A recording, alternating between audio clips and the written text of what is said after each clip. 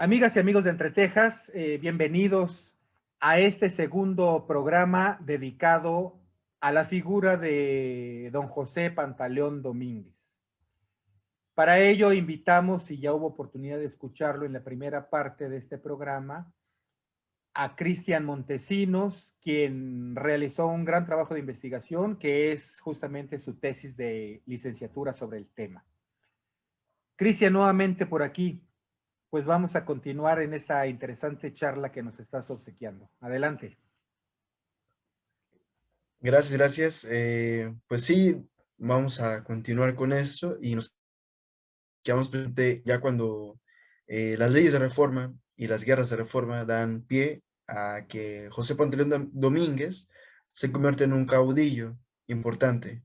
Estábamos mencionando hace un momento las batallas que se libraron en contra de Ángel Albino Corzo y las batallas que se libraron en Tabasco, en todas esas partes del país. Pero va a haber una batalla igual decisiva que va a ser el 22 de septiembre de 1859, cuando Ortega ataca nuevamente Comitán, pero esta vez lo hace con mayor intensidad, logrando reducir en llamas las casas de Matías Castellano, la casa de Pantaleón Domínguez, de Cleofas y de Santiago Mackay. Le quemaron sus establecimientos comerciales.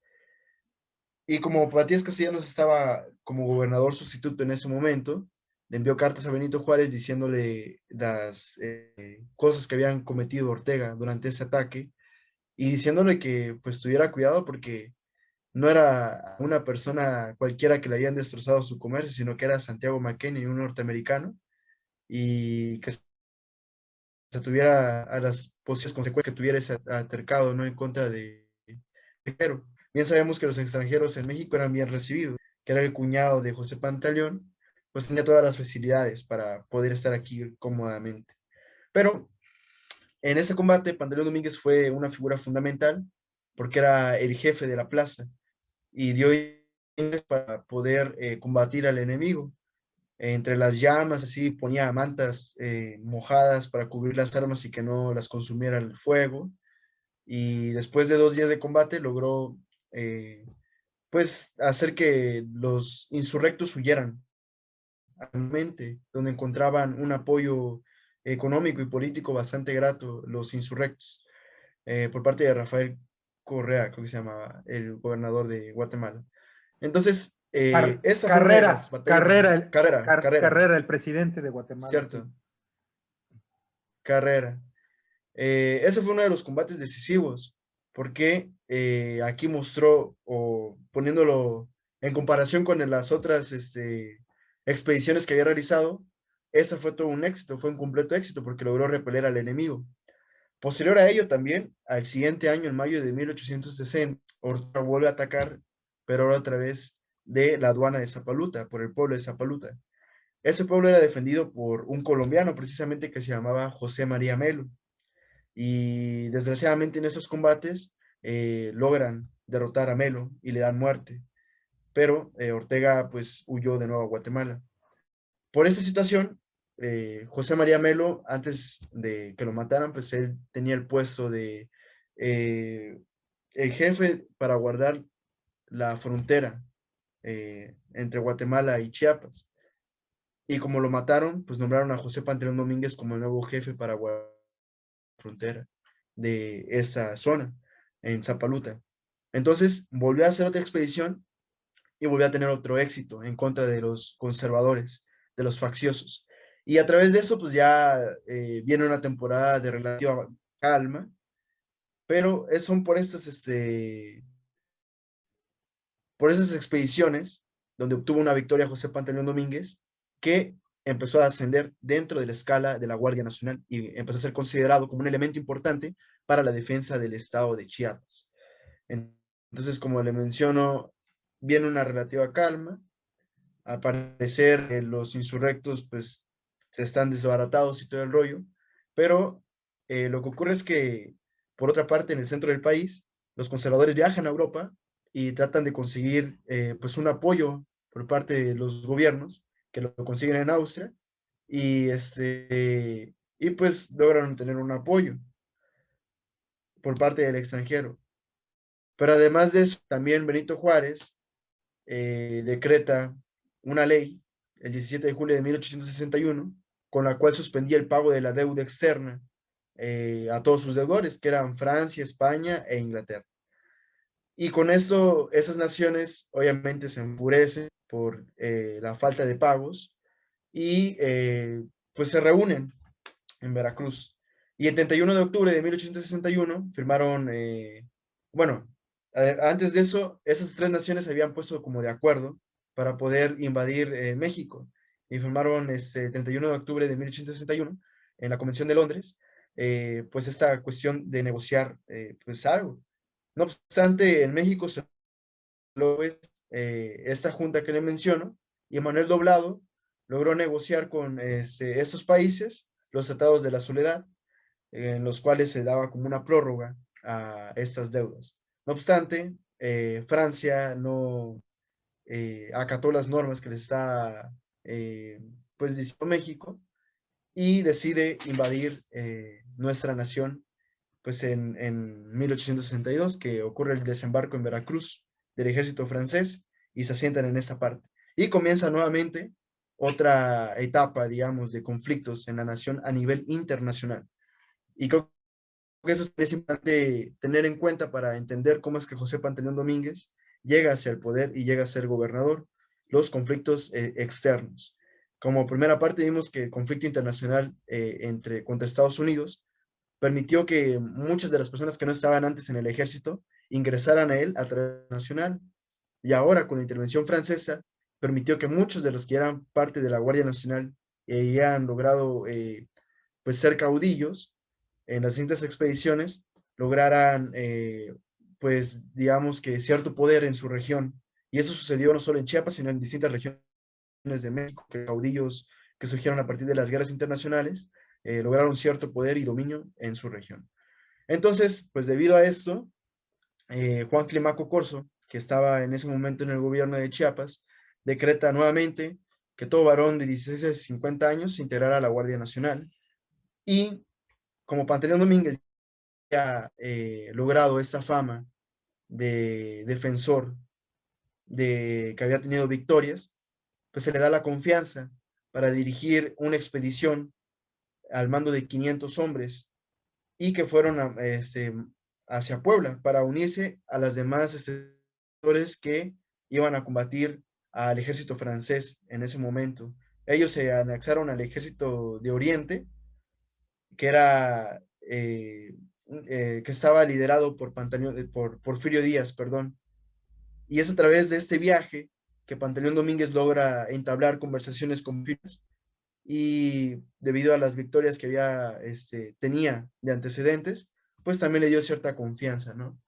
Ocurren los combates y al principio, pues obviamente en Puebla se obtiene una victoria, pero posterior a ello, los franceses logran avanzar más y a través de capturan a Domínguez, a Crescencio Rosas, que también era otro de los soldados chiapanecos que iba en la expedición de los renombrados, digamos, y otros combatientes chiapanecos cayeron presos junto con Porfirio Díaz.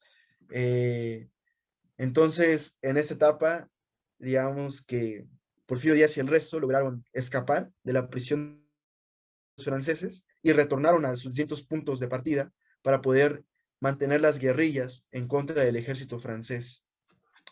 En Chiapas, por otra parte, Juan Ortega y el padre Víctor Antonio Chanona le dieron un nuevo sentido a su pelea en contra del liberalismo chiapaneco, y es que se volvieron imperialistas, apoyaban la idea del centro de México de que un monarca extranjero viniera a gobernar nuestro país y con esto acabar la etapa constitucionalista. Entonces, a través de la intervención francesa, pues obviamente Maximiliano de Habsburgo llega a México con la idea de gobernar la nación y el conflicto se aviva más todavía. Juan Ortega y el padre Víctor Antonio Chanona pues se vuelven imperialistas y con lo mismo pues proclaman el plan de Yadmus el 5 de abril de 1863 y atacan San Cristóbal. Entonces otra vez vienen los combates sangrientos en la mayoría de ellos y pues se necesita de gente que defienda el Estado y la nación, pero principalmente se defienden a través de las guerrillas. El 13 de junio es nombrado gobernador provisional José Gabriel Esquinca debido a las distintas enfermedades que sufrió Ángel Albino Corzo, y ya pues él tuvo que hacerse cargo de estas invasiones que estaban ejecutando Ortega y ahora el padre Víctor Antonio Chanona. Varios municipios de hecho se agregaron al plan, pero habían varios que todavía permanecían fieles al gobierno. Y en ese sentido, pues Pantaleón Domínguez era uno de los que permanecía fiel al gobierno y que seguía combatiendo para tratar pues de derrotar a las tropas extranjeras y a las mismas tropas internas que estaban a favor de las tropas extranjeras, ¿no? Que estaban combatiendo.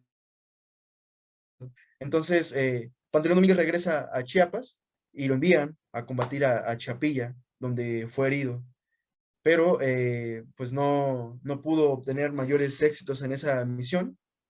No obstante, Salvador Urbina, por otra parte, también combatió en Chiapas y él sí tuvo como mejor, debido a la amistad que había entablado con Porfirio Díaz y también debido a que el gobierno tuvo que moverse hacia el norte del país, dejando al centro y al sur desprotegidos, pues Benito Juárez le da todas las facilidades a Porfirio Díaz para tomar decisiones extraoficiales y pues que él eligiera a la gente para la defensa de la nación en el lado sur. Él considera que Pantaleón Domínguez es un soldado que puede hacerse cargo de la defensa de Chiapas y declara a Chiapas en estado de sitio.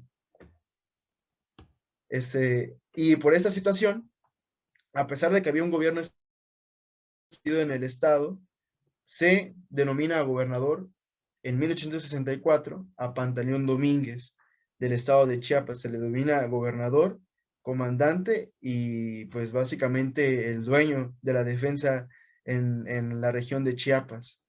Y la gente lo entendía de esa manera. Por ejemplo, en las memorias del sargento José María Montesinos, nos menciona de que ellos estaban de acuerdo en que José Pantaleón Domínguez gobernara, porque estaban conscientes del estado de guerra en que se encontraba toda la nación y que era necesario que un militar estuviera a cargo del gobierno para poder combatir a los insurrectos.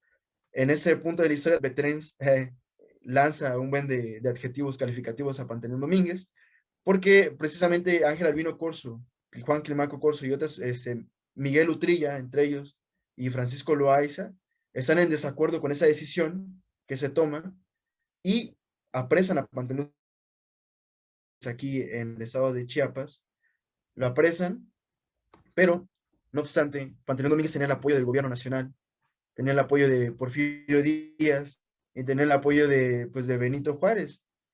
Entonces envían una carta a Ángel Albino Corzo diciéndole que lo liberaran y que la decisión de que él fuera gobernador había sido tomada desde puestos más arriba que no tenía nada que ver con Ángel Albino Corzo, pues, ¿no? Entonces, de esa manera, digamos que el gobierno nacional le da el soporte a Pantaleón Domínguez para que pueda ser liberado y que pueda continuar con su gobierno en el estado. Así, en este conflicto armado, en esta situación tan difícil en la que se encontraba México y Chiapas, es que Porfirio Díaz, Pantaleón Domínguez lo va a ser gobernador de nuestro estado. Pues continúa. Díaz en Oaxaca obtiene muchas victorias, pero además de eso influyó también lo que estaba pasando en Europa. Y allá también existían otros conflictos, por lo cual el ejército francés tuvo que devolverse a su punto de origen, dejando desprotegidos pues a los conservadores en México. A través, perdón, su micrófono no lo escucho. No, adelante. No, decía que desprotegidos a Maximiliano también, ¿no? Que lo dejaron al garete. Pero bueno. Sí, claro. Pues sí, Maximiliano de Habsburgo, que había aceptado pues ser emperador del Segundo Imperio Mexicano, pues se queda aquí, a pesar de que su ejército se va, y desesperado pues empieza a tratar de ubicar sus fuerzas para combatir pues a todas las guerrillas que apoyaban a Benito Juárez y que ya estaban muy cerca de otra vez de la capital, pero pues finalmente sus esfuerzos son nulos y pues la guerra contra Francia termina en el 67 con el fusilamiento de Maximiliano de Habsburgo. Y con eso, pues otra vez el orden constitucional llega a la nación, se ejecutan elecciones y es aquí cuando, digamos, queda electo nuevamente como gobernador José Pantaleón Domínguez en el año de 1867.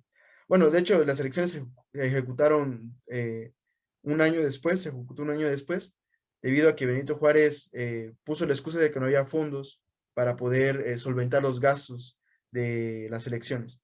Pero el asunto aquí es de que José Pantaleón Domínguez, después de gobernar del 64 al 67, en una etapa extraoficial, digámoslo de esa manera, pasa a gobernar el Estado de manera oficial a través de las elecciones en el año de 1867. Entonces, hay una continuidad, pues, ¿no? En su gobierno. A través de esta guerra de Francia, como le digo, surgen distintos caudillos y entre ellos, pues, Pantaleón Domínguez, que es muy importante en el Estado ahora y que obtiene poderes, pues, grandiosos, no solo por el ámbito de la riqueza que le había propiciado el contrabando y el comercio, sino que también sus puestos dentro de la Guardia Nacional, su puesto como jefe político en Comitán, y le daban un sueldo bastante bondadoso, digamos, de esa manera, ¿no? Y de esa manera, pues pudo hacerse también de más tierras, gracias a las leyes de reforma, y al fin y al cabo se convirtió en un terrateniente poderoso de Chiapas. ¿Qué pasa? Pues que, digamos, ocurre una lucha de poder en el centro entre Lerdo de Tejada, Juárez y Porfirio Díaz, pero desde mucho tiempo atrás, Pantaleón Domínguez, a través de Matías Castellanos y pues con la correspondencia y a través de los viajes que hacían hacia la capital, lograron entablar como un, una alianza con Benito Juárez, digamos, una fidelidad a su gobierno bastante grande. Porfirio Díaz, por otra parte, junto con otros caudillos de la guerra, intentaron pues tomar el gobierno, ¿no? Porque se creían que ellos eran los que tenían que liderar el país después de eso, ¿no? Se sentían como los que habían logrado derrotar al invasor y los que habían restablecido pues el orden a la república y por tanto se sentían con el derecho de gobernar. Y por eso Porfirio Díaz se levanta en armas con el Plan de la Noria, el 1 de noviembre de 1871, y fue secundado por militares de diversas partes de la República. Pero una curiosidad es de que Pantaleón Domínguez no lo secundó y que por el contrario se mostró leal al gobierno de Benito Juárez. Entonces, vemos aquí una ruptura entre dos personajes que anteriormente lucharon juntos y que anteriormente también le ayudó mucho a Pantaleón Domínguez para que él pudiera ser gobernador. Vemos ahora que ocurre esa ruptura en que no la apoya y por el contrario se mantiene fiel al gobierno de Benito Juárez. Y eso va a ser muy importante para comprender por qué es que a través de que Porfirio Díaz logra llegar a la presidencia, se acaba también el gobierno de Pantaleón Domínguez. ¿Por qué existe un conflicto a partir de ese momento, no? Eh, pues, por otra parte, también en el 71 se levantan en armas en la ciudad de Tuxtla Gutiérrez en contra de Pantaleón Domínguez, eh, especialmente dirigido por un señor que se llamaba Eutimo Yáñez. Y esta persona alegaba que en las elecciones pasadas habían sufrido la represión por parte de Pantaleón Domínguez, que había caído en un autoritarismo, perdón, ¿no? Mandaba encerrar a las personas y por lo mismo los ciudadanos tuxtlecos pues no pudieron soportar más esta situación y se levantaron en armas. Sobre eso hay algunas cartas y noticias en los periódicos de la época, especialmente en El Espíritu del Siglo, que relatan la situación, digamos, autoritaria que se estaba viviendo en la ciudad, pero obviamente como los periódicos estaban a favor de Pantaleón Domínguez, negaban rotundamente esta situación, pero comparando las fuentes, por ejemplo, con las memorias del sargento José María Montesinos, ellos tienen otra visión completamente diferente del asunto, ¿no? Ellos tienen esta idea de Domínguez como una persona autoritaria y que es necesario vetarla del gobierno. Antes comprendían que era necesario su gobierno porque estábamos en una situación de guerra, pero ahora que la situación se había restablecido, ellos querían que una persona civil gobernara nuevamente el Estado. Por esta situación, pues te digo, se levantan en armas y Pantaleón Domínguez pues manda tropas para combatir a estas personas. Porfirio Díaz, por otra parte, igual en Oaxaca, se levanta en armas y las personas pues lo apoyaban.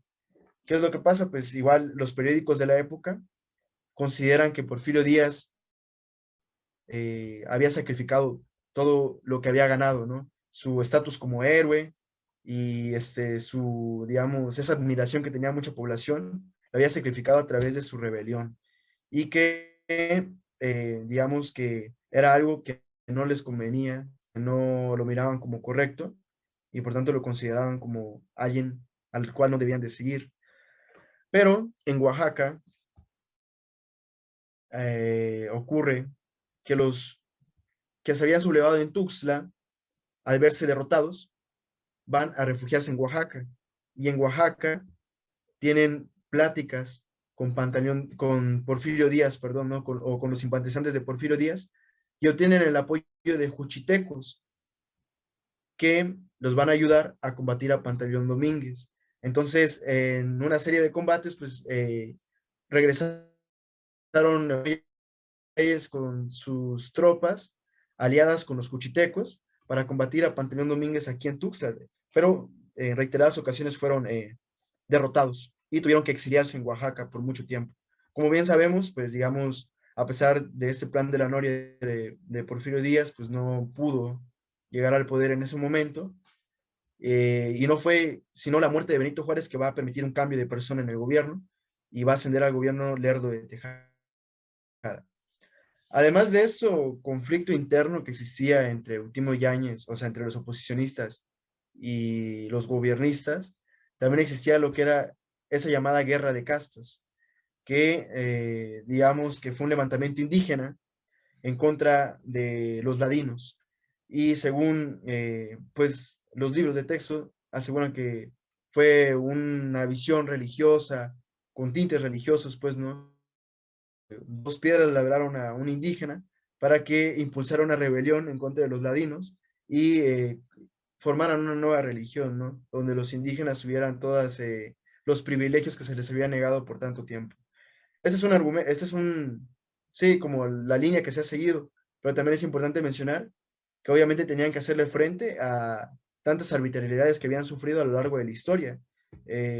Como producto de toda esa opresión, las rebeliones indígenas fueron parte cotidiana, digamos, en la vida de México del principio del siglo XIX y hasta la fecha, ¿no? O sea, la más reciente, pues obviamente es el levantamiento armado del Ejército Zapatista de Liberación Nacional, pero desde mucho tiempo atrás las rebeliones indígenas fueron constantes. ¿Cuál es la diferencia de esto? Que tomó demasiada fuerza esta rebelión que llegó incluso hasta Cristóbal de las Casas. Y por esta situación José Pantaleón Domínguez tuvo que hacerle frente con toda la energía que le era posible en ese momento. Y pues mandó a matar a muchísimos indígenas. Es un asunto controversial porque digamos que obviamente algunas personas dicen que habían intereses detrás de todo eso, intereses de tierras, y como te mencioné anteriormente, Pantaleón era terrateniente, y no era el único terrateniente en Chiapas, sino que habían otros terratenientes como los Durajales, los Corzo, que también pugnaban por la tierra y eran dueños de básicamente del gobierno constituido. Los terratenientes tenían un poder que no podía minorizar el gobierno, ¿no? Sino que, digamos, por el contrario, se miraba acrecentado a través de la adquisición de tierras. Entonces, ocurre ese conflicto entre terratenientes, la guerra de castas, y van a ser una serie de hechos que se van a acumular en la persona de Pantaleón Domínguez. ¿Qué es lo que ocurre también? Durante 1873, el Congreso del Estado le da una medalla a lo nombra como benemérito del Estado por los servicios militares que había ejecutado pues durante las guerras de reforma, durante la intervención francesa y las recientes como gobernador, ¿no? Y obviamente se le dieron todos las felicitaciones y todo ese rollo, pero digamos que era como ya para disimular todo lo que venía presentando en su gobierno, todas las problemáticas internas, todas las acusaciones que tenía. Es como contradictorio a lo que se venía dando, pues, al paso de la historia. Eh, Entonces tenemos tres problemáticas fundamentales que nos van a ayudar a entender por qué es que el gobierno de Pantaleón Domínguez empezó a descender. Anteriormente vimos cómo es que se afianzó, y es porque él se volvió un caudillo de las guerras, y a través de Porfirio Díaz se logró ser gobernador, y ya siendo gobernador obtuvo simpatizantes y puso a agentes en puestos estratégicos para poder perpetuarse en el gobierno y así gobernar en las siguientes elecciones. Pero para las próximas elecciones que se venían ya a la vuelta de la esquina, ya su figura se había visto deteriorada por tres razones principalmente: por la guerra entre oposicionistas y gobiernistas, por la guerra de castas y por el conflicto entre terratenientes, ¿no? Entre los oligarcas locales que miraban cómo el poder de Pantaleón Domínguez también iba en ascenso, y obviamente ellos también querían defender sus tierras y querían defender pues el poder que también a ellos se les había facilitado a través de las guerras. Eh, entonces, las elecciones de 1872 vuelve otra vez a participar en la contienda Porfirio Díaz, y Lerdo de Tejada le gana en esa contienda, y para Porfirio Díaz pues ya fue el colmo de los colmos haber participado dos veces, y se vuelve a levantar en armas esta vez con el de Tuxtepec, que fue emitido el 10 de enero de 1876. A través de este plan, pues procuraba llegar hacia el gobierno de la nación, y obviamente en el Estado, Pantaleón Domínguez nunca dejó de demostrar el apoyo al gobierno establecido, que esta vez estaba liderado por Lerdo de Tejada, y por lo tanto siguió combatiendo a todos los insurrectos, inclusive a los que estaban a favor de Porfirio Díaz en Oaxaca, porque Pantaleón Domínguez envió tropas a Oaxaca para tratar de reducir a los sublevados. Pero debido al apoyo que tuvo Porfirio Díaz en esta última etapa, al hartazgo que se tenía ya también de Lerdo de Tejada y de todas estas personas que habían comenzado con las reformas y con las leyes, pues finalmente se logra la victoria de Porfirio Díaz, y con esto en el estado de Chiapas también se adhieren al plan y destituyen del gobierno a Pantaleón Domínguez, pero de una manera muy curiosa. Ocurre que en el año de febrero de 1876, el juzgado, el Tribunal de Justicia del Estado, declara culpable al señor Domínguez de haber propiciado la guerra de castas, de que lo acusaban de que él había armado personalmente a los indios para su conveniencia, para quedarse con las tierras, y entonces por esta razón es que se había inaugurado una etapa muy sangrienta en la historia del Estado.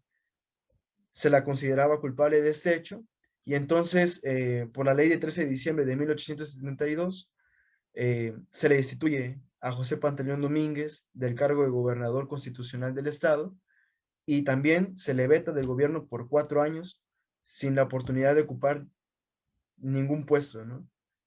Como vemos, termina de una forma bastante diferente de cómo empezó, siendo considerado un caudillo, un héroe, eh, gracias a las que tuvo por los combates. Aquí vemos que al final de todo fue considerado como un enemigo del Estado por haber propiciado precisamente la guerra de castas, pero en realidad eran intereses de los demás terratenientes que propiciaron que se le enjuiciara a Pantaleón Domínguez para que finalmente se saliera del poder, ¿no? Con este cambio político en la nación, también en el estado de Chiapas se respira un nuevo cambio político, y cambia, finalmente termina, después de 12 años, el gobierno de José Pantaleón Domínguez en, en una mala forma, digámoslo, para él mismo, porque es por eso que no vamos a ver o a escuchar mucho sobre Pantaleón Domínguez en los libros de textos posteriores, porque es demasiado ambigua su personalidad o lo que se sabe de él a través de la historia. No es como, por ejemplo, Ángel Albino Corzo, que siempre va a ser como un héroe, a pesar de las cosas personales y de todo eso. porque así quedó, ¿no? Así, digamos que terminó su historia. Pero no obstante, Pantaleón Domínguez fue diferente, porque termina siendo, pues, digamos que, pues, una mala persona por haber propiciado la guerra de castas, según esos argumentos, pero habrá que estudiar más a detalle, ¿no? Qué pasó con Pantaleón Domínguez posterior a ello, que es muy probable que haya sido con su actividad comercial, con la actividad de sus tierras, porque podemos ver, por ejemplo, en su sobrino, Belisario Domínguez, que continuaron los Domínguez posiciones importantes en la política chiapaneca. Entonces solamente fue el personaje de Pantaleón Domínguez que sufrió este deceso, digamos. Entonces con esto, digamos que termina esta parte de la historia. En conclusión, podríamos decir que lo que propició el poder de Pantaleón Domínguez fueron sus antecedentes familiares, su relación con la Guardia Nacional y sus relaciones diplomáticas con personajes importantes en el centro de la República Mexicana. Por otra parte, lo que permitió a sí mismo que pudiera estar en el poder durante 12 años a través de las guerras extranjeras. Lo que propició su descenso, podríamos decir que fueron las guerras intestinas, como las guerras de castas y la guerra en Tuxtla que se tenía. Y además de eso, pues los cambios políticos y esa ruptura que se tiene entre Porfirio Díaz y Pantaleón Domínguez, que va a ser como definitiva también, ¿no? A raíz de este ascenso de poder, quita a todas las personas que eran adversas a lo que él quería poner, y pues Pantaleón Domínguez sale en esta, en esta lista, por decirlo de alguna manera. Y así termina la historia del gobierno de José Pantaleón Domínguez. Claro, qué interesante, Cristian, muchas gracias. Pues a mí no me queda más que hacer una reflexión junto contigo en cuanto a que esta reiterada ocasión de los políticos que llegan al poder gracias a un padrino y luego, por no querer estar sometidos a pues las veleidades e intereses hasta dictatoriales de esos primeros que lo apoyaron, pues les cuesta la cabeza y es evidente que así ocurre. Fíjate que quisiera que reflexionáramos también un poquito en este tema de cuando el caudillo del ejército de Oriente, que era justamente Porfirio Díaz, le da todo su apoyo a Pantaleón Domínguez para que asuma el poder.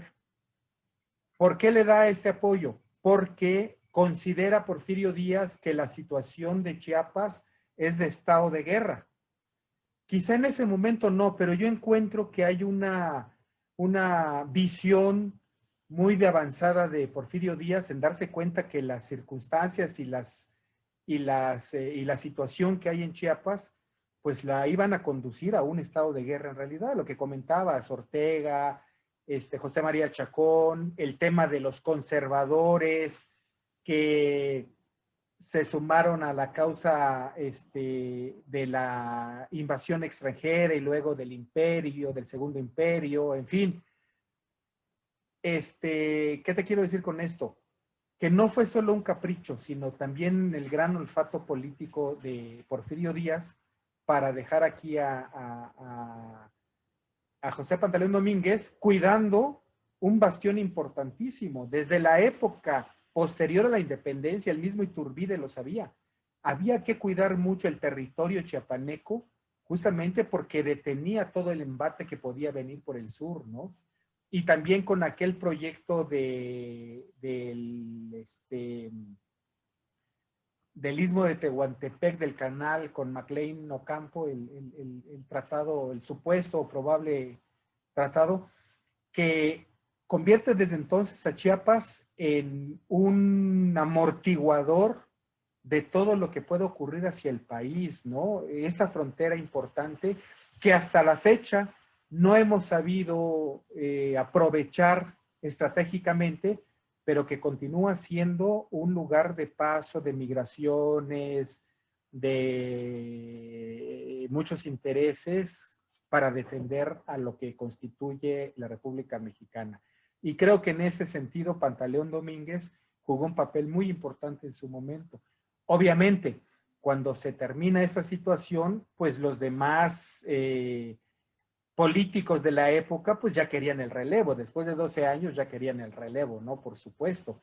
Y anteriormente, cuando decretaron ellos mismos que se había terminado el periodo de estado de guerra en el estado, pues también querían que se fuera. Pero en fin, termina siendo un protagonismo de los políticos y del interés que el poder hacer terrible como para aceptar dejarlo, ¿no? Aunque se cumplan los plazos constitucionales. Pero sí es un personaje que ahora que nos lo has platicado, pues sumamente importante e interesante de seguir de acuerdo a todo el contexto de la historia de Chiapas del momento. Creo que, creo que sí es conveniente conocerlo más de cerca y con este perfil. Sí, claro, también considero importante eso que usted menciona, porque es a través de los personajes que podemos descubrir ciertos aspectos de la historia de Chiapas que permanecían como ocultos. Por ejemplo, en su vida personal, la cuestión del contrabando en la frontera, que es una práctica que sigue hasta la fecha, ¿no? Y es otro asunto que uno da por sentado que a veces algunas prácticas suceden de repente, pero no, o sea, todo tiene una historia, todo tiene un contexto, todo tiene un porqué. Entonces, en ese sentido, el personaje de José Pantaleón Domínguez va a significar mucho para el Estado, porque estuvo en momentos históricos importantes, digamos, la guerra extranjera en contra de Estados Unidos, la guerra extranjera en contra de Francia, y localmente hablando, pues en Chiapas, esa cuestión de la guerra de castas, fundamental, o sea que de eso sí se ha hablado mucho, hay investigadores como Jan Rus, que ha abordado el tema de una manera muy profunda, pero que hayan otros aspectos de su gobierno que no se habían tocado, ¿no? Por ejemplo, esa guerra de oposicionistas y gobiernistas es algo que aparece de repente en los libros, pero que no se ha buscado en profundidad, ¿no? O esa alianza de Porfirio Díaz con Pantaleón Domínguez, ¿no? Esta conveniencia de las relaciones políticas, como bien mencionabas tú, las relaciones amistosas, por saber quién pues me va a hacer, me va a ayudar a obtener ese puesto político, o quién me va a ayudar pues a continuar en este puesto. Son varios factores. Eh, y pues sí, también hay que considerar que un factor importante para que lograra llegar a la gobernatura en Chiapas era el que Benito Juárez no estaba a cargo del poder completamente en ese momento, debido a que la capital, los poderes la había movido al norte, a Chihuahua, y en el centro pues estaban combatiendo. Eso permitió que Porfirio Díaz eh, tomara decisiones por cuenta propia, ¿no? Y para él por eso era pues más factible poner a Pantaleón Domínguez para ser el gobernador del estado de Chiapas, teniendo en cuenta que era uno de los que más había sobresalido en los combates en Puebla. Como era el único punto de referencia, bueno, pues dijo, bueno, tú vas a ir a gobernar el estado a pesar de las, ¿cómo podemos decir? De las muchas personas que no estaban de acuerdo con esa decisión. De la oposición Pero, local hacia su gobierno, ¿no? Su probable gobierno y la forma en que lo hicieron. Oye, fíjate que una de las cosas que a mí me dejan con buen sabor de boca es el hecho de que al final de su gobierno, José Pantaleón Domínguez, pues reconoce la importancia de Benito Juárez y se mantiene fiel al ideario juarista, ¿no? Y que no se doblega ante la inminente fuerza que comienza a tener o ya tiene en transcurso Porfirio Díaz. Ese aspecto me agrada. Oye, Cristian, los periodistas por lo regular no revelan sus fuentes, pero yo creo que un dígame, historiador está obligado a revelarlas. ¿Cuáles son estas fuentes que consultaste, algunas de ellas, para llegar a esta conclusión de tu investigación? ok, pues mira, principalmente eh, he consultado el archivo histórico de Chiapas Unicach, debido pues que nosotros como estudiantes de la licenciatura en Historia tenemos las facilidades de consultarlo las veces que nosotros queramos. Como te repito, el contexto de pandemia ha pues mermado, digamos, este avance investigador en distintos archivos y nos ha dejado solo con lo que disponemos en el archivo histórico de Chiapas Unicach, que está en línea por si alguno lo quiere consultar. Así lo busca Archivo de Chiapas Histórico, Histórico de Chiapas Unicach, y ahí se encuentra la hemeroteca Fernando Castañón Gamboa. En esa hemeroteca tenemos periódicos desde 1824 hasta 1940. Entonces yo me di la tarea de revisar los periódicos desde 1821, como el Pararrayo. Hay otro periódico, ¿cómo se llama el otro? Eh, El Parrayos fue el segundo, Aquí el lo de estoy Fray buscando. Matías de Córdoba. El primero fue el de Sí, Joaquín Miguel Gutiérrez, que La Campana publicaba Chiapaneca. La La Campana Campana, Chiapaneca exacto. es ese. Ajá. He consultado el Pararrayo, La Campana Chiapaneca, el Iris de Chiapas, el periódico El Iris de Chiapas, el periódico El Noticioso Chiapaneco, el Guardia Nacional, el periódico, ese fue muy importante porque aquí fue donde encontré la información sobre los integrantes de la Guardia Nacional del departamento de Comitán. En este periódico encontré las batallas que se liberaron en contra de los contrabandistas, liderados por Pantaleón Domínguez y Cleofas Domínguez. También consulté el periódico, el Boletín Oficial del Gobierno, el órgano del Gobierno también, la bandera constitucionalista, y el periódico El Espíritu del Siglo. Es la hemerografía que he consultado hasta el momento, sacada directamente de la hemeroteca Fernando Castañón Gamboa, perdón, y hice un seguimiento de todos los años. Entonces ahí fue donde he encontrado la mayoría de la información que comparto con ustedes. Además de eso, también consulté lo que es la Biblioteca Manuel Orozco Iber, que también pertenece al Archivo Histórico de Chiapas Unicach. Y aquí podemos encontrar la memoria presentada por el gobernador del estado al H Congreso de 1870. Documentos, ¿no? Es un documento. Hay otro documento que habla sobre la destitución del gobernador, la que mostré, bueno, no lo mostré, ¿va? La que les comenté al final del juicio político a Domínguez. También lo encontré aquí en la Biblioteca Manuel Orozco Iberra. Ya lo Y mostraremos una ahora que sección de nos lo facilites. decretos. Ajá. Esas son mis principales fuentes. No obstante, también usé una página en internet que se llama GeniaNet, fue creada por un estudioso del UNAM, en la cual aparece el árbol genealógico de Pantaleón Domínguez, desde su abuelo hasta sus hijos, sus hermanos, con quienes se casaron. Perdón. Ahí es donde obtuve la información familiar más que todo, ¿no? En Genianet, en esa página, que recoge datos del archivo histórico de Comitán. Entonces, digamos que es una fuente fiable, porque también está auspiciada por la UNAM. Entonces, yo creo que la UNAM tiene buenos investigadores, y ahí está. Tengo descargado, de hecho, el árbol genealógico, que te lo voy a igual para que lo hagas como público.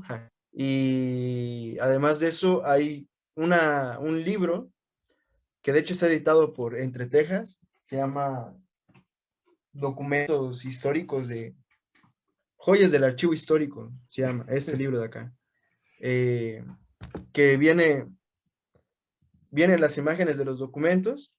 A falta de la visita, pues el archivo viene a mí, ¿no? No, Entonces, y te tengo una aquí encontré sorpresa. Tenemos algunos escaneado, documentos tenemos escaneado gran parte de ese archivo así. histórico, gracias al apoyo que nos ha dado durante muchos años un colaborador de Entre Tejas, como lo es el ingeniero Julio Albores Díaz, con quien hicimos ese proyecto, porque en esto radica justamente la importancia del trabajo de la divulgación.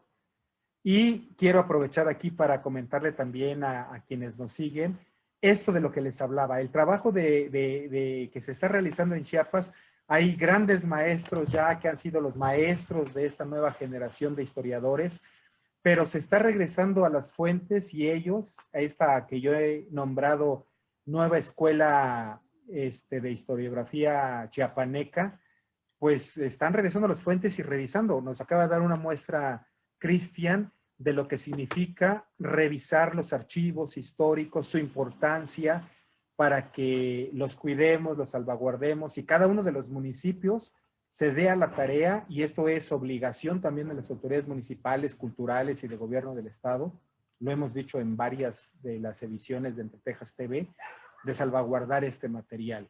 No se trata de unos papeles viejos de los cuales hay que deshacerse, al contrario, ahí está la historia de Chiapas, de México y de la humanidad entera. ¿No te parece así, Cristian? Y tu experiencia nos lo confirma. Claro que sí, los archivos son la memoria histórica de los pueblos. Es a través de ahí que podemos afianzar nuestra identidad, que podemos descubrir cosas que acontecieron en el pasado que nos sirven de experiencia para tratar de no repetirlas en el presente. También, pues vaya, ahí podemos descubrir todo nuestra historia hasta familiar, inclusive, ¿no? Yo creo que eso fue una gran iniciativa, la de publicar estas joyas del archivo histórico de Comitán, porque sí me facilitó mucho, pues básicamente consultar los documentos, porque no podía o no puedo todavía consultarlos personalmente en el archivo debido a la pandemia. Esa es una gran limitante en la cuestión investigativa. Entonces, la iniciativa de divulgar la documentación a través del Internet, creo que es algo que nos podría beneficiar mucho a nosotros como nuevos investigadores y en estos contextos de pandemia específicamente, ¿no?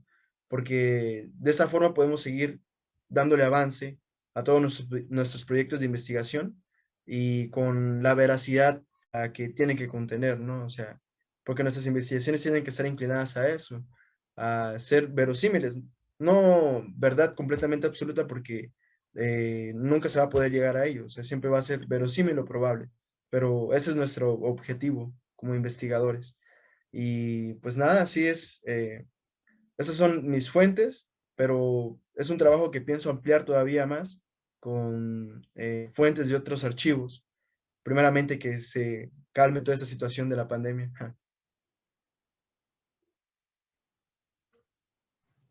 No, y además seguramente pues te vas a volver especialista en esa etapa de la historia de Chiapas, porque hablaste de un personaje y de sus circunstancias, pero va más allá de eso, va hacia la producción agrícola, la introducción de nuevas técnicas de desarrollo y de impulso económico, la influencia de las ideas externas en el ámbito de la política, de la creación literaria, de la filosofía. En verdad termina siendo apasionante conocer cada una de estas etapas, y seguramente a muchos más historiadores, colegas tuyos, van a tener esta oportunidad de rescatar y de aportar para el conocimiento.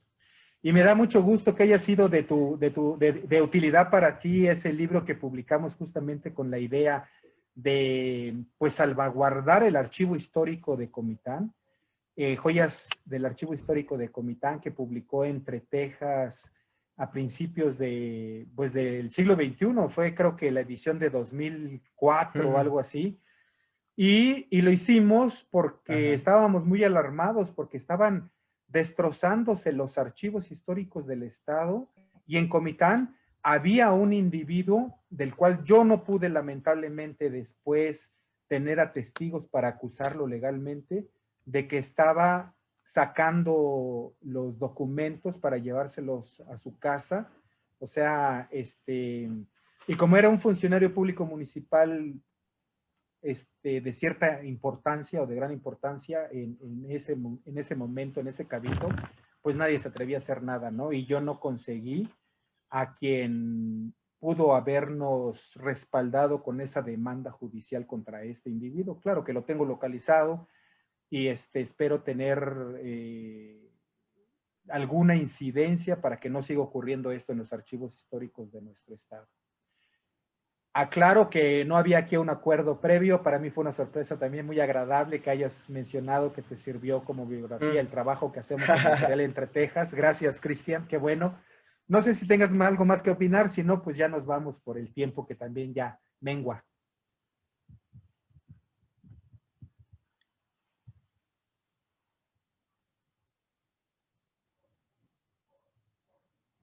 Sí se me escucha, perdón, es que Sí, se trabó un poco. Ahí está. Sí, ¿no? En verdad, eso fue una gran ayuda y pues les agradezco pues a la editorial por sacar material que procure divulgar el conocimiento histórico de nuestro estado, precisamente para que, digamos, podamos sumergirnos más en este pasado tan apasionante como lo menciona usted. Y de hecho sí, hay muchos factores que me faltaron mencionar dentro de esta exposición, como los decretos, las innovaciones tecnológicas, cómo estaba el gobierno, pero pues tuve que acortarlo porque sí, la verdad, di bastante hoy, y porque era un contexto de guerra más que todo en el que gobernó Pantaleón Domínguez. Pero es una invitación también, ¿no? Para investigar esta parte de la historia desde distintas ramas, desde distintos lugares, desde distintas perspectivas. Es solamente un pequeño indicio, ¿no? Una pequeña probadita de lo que fue esa etapa de la historia para Chiapas, para Comitán y para diversas partes del país. Entonces, sí, la invitación es esa de que cuidemos los archivos históricos de nuestras regiones para conservar nuestra memoria histórica, el divulgar de esa información, el seguir investigando para resolver ciertas dudas que aún prevalecen en la historiografía chiapaneca y completar cada vez más este cuadro, este rompecabezas que es la historia de Chiapas y que poco a poco vamos armando ahí entre todos los nuevos investigadores y los investigadores ya más consagrados, experimentados sí, los y de los que maestros he de aprendido ustedes. mucho. Entonces, Claro. nada, esa es la invitación. Sí, y en verdad que es apasionante la historia de Chiapas. Manuel Betrense es una forma de empezar, pero de ahí se derivan grandes investigaciones, títulos de libros muy interesantes. Pues esta es una invitación a leer mucho más sobre la historia de Chiapas, que sin duda, mientras más la conocemos, más podemos querer a esta tierra que nos dio vida. Y muchas gracias, Cristian. En verdad que fue excelente esta charla. Gracias a los años que tienes de estudio para poder interpretar todo esto.